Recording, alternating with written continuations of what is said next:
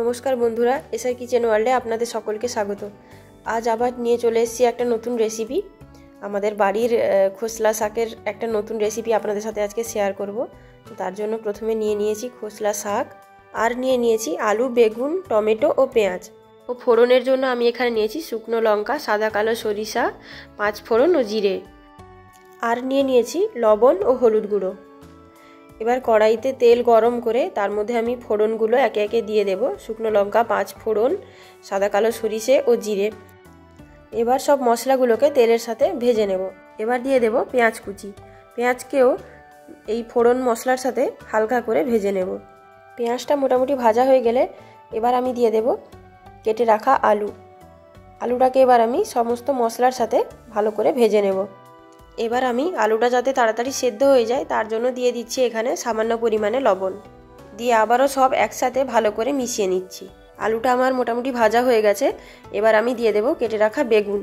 এবার বেগুনগুলোকে সব কিছু আমি মশলার সাথে ও আলুর সাথে ভালো করে মিশিয়ে নেব। এবার আবারও আমি সব কিছু একসাথে ভেজে নিচ্ছি। ভেজে নেওয়া হলে এবার আমি ওপর থেকে দিয়ে দেব হলুদ গুঁড়ো। হলুদ গুঁড়ো দিয়ে আবার আমি সব কিছু ভালো করে মিশিয়ে নিব। তো এখানে আমার আলু বেগুনগুলো মোটামুটি 50% সেদ্ধ হয়ে গেছে। এবার আমি আগে থেকে ভালো করে ধুয়ে কেটে রাখা শাকগুলো এখানে দিয়ে দিচ্ছি। এবার ঢাকা দিয়ে সবজিগুলো কিছুক্ষণ সেদ্ধ হতে দেব।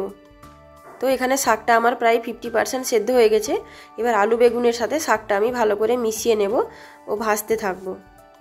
তো ভিডিওটি ভালো লাগলে ভিডিওটিতে প্লিজ একটা লাইক করে চ্যানেলটিকে সাবস্ক্রাইব করে পাশে থাকা বেল আইকনটি ক্লিক করে দেবেন, যাতে আমার পরবর্তী নতুন নতুন ভিডিও নোটিফিকেশান সবার আগে আপনাদের কাছে পৌঁছে যায়।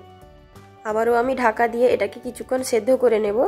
তো দেখুন এখানে আমার সবজিগুলো থেকে কতটা জল বেরিয়েছে ও আলু বেগুন ও সমস্ত সবজি প্রায় সেদ্ধ হয়ে গেছে।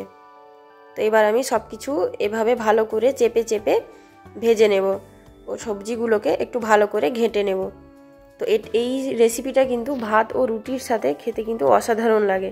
আপনারা কিন্তু বাড়িতে এটাকে অবশ্যই একবার ট্রাই করবেন। ভিডিওটি শেষ পর্যন্ত দেখার জন্য ধন্যবাদ।